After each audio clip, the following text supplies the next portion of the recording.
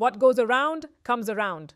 Or as the saying goes, if you dig a pit for others, one day you fall into it yourself.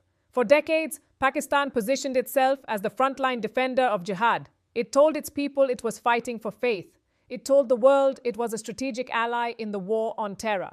It told Washington it was indispensable. But now, in a stunning moment inside Pakistan's own parliament, the country's defense minister, Khawaja Asif, has admitted something explosive. He said Pakistan wasn't fighting for Islam. It wasn't fighting a holy war. It was fighting for a superpower. And that's not all. He declared that the United States treated Pakistan worse than toilet paper, used and thrown away. Yes, that statement was made officially on the floor of Pakistan's parliament. For decades, Pakistan proudly described itself as America's strategic partner, first during the Soviet-Afghan War, then after 9/11 as a key ally in the US-led war on terror. It provided airspace, military bases, logistics routes. Billions of dollars flowed in.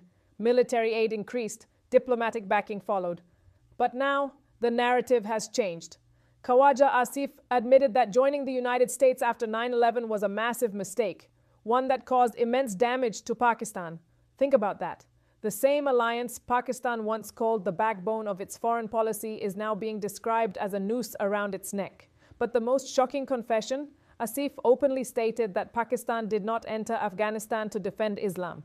It was not a religious struggle. It was not a jihad. It was a superpowers war. Let that sink in. For decades, generations were told a different story. Sermons, textbooks, speeches, all framed it as a sacred cause. Yet now the defense minister admits the fight was political, strategic, transactional. He even acknowledged that Pakistan altered its education system during that period, revising textbooks, encouraging hardline narratives, all to justify the war effort. That's not just a policy decision, that's reshaping an entire generation. And today, Pakistan is still living with the consequences: rising extremism, economic instability, internal terror attacks, and global scrutiny. Asif also admitted something else that's equally stunning. After the Soviet withdrawal from Afghanistan, Pakistan should have learned its lesson, but after 9/11, it once again aligned itself fully with Washington.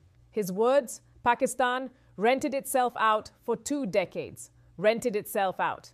That means its foreign policy, its military infrastructure, its territory, all leveraged for strategic gain, in exchange for US support, financial aid, and political legitimacy. Now here's the big question.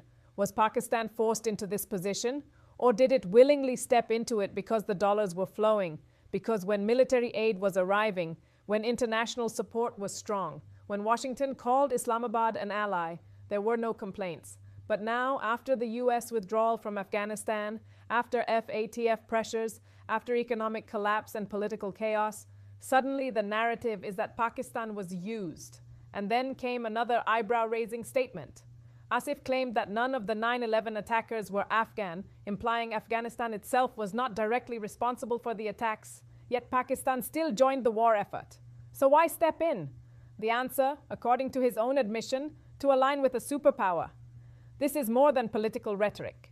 When a country's defense minister publicly says, "We rented ourselves out," it sends a powerful message to the world. It suggests a foreign policy driven not by principle, but by opportunity. And that perception matters, because in global politics, credibility is currency. Now, the bigger issue, is this confession a genuine moment of self-reflection, or is it political positioning during turbulent times? If Pakistan truly wants change, reform would require more than speeches.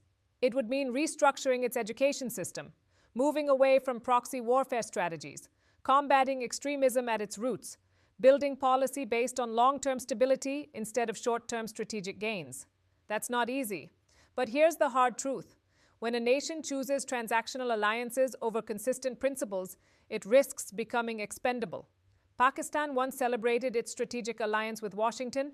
Today, its own defense minister says it was treated like disposable tissue. But history teaches us something simple.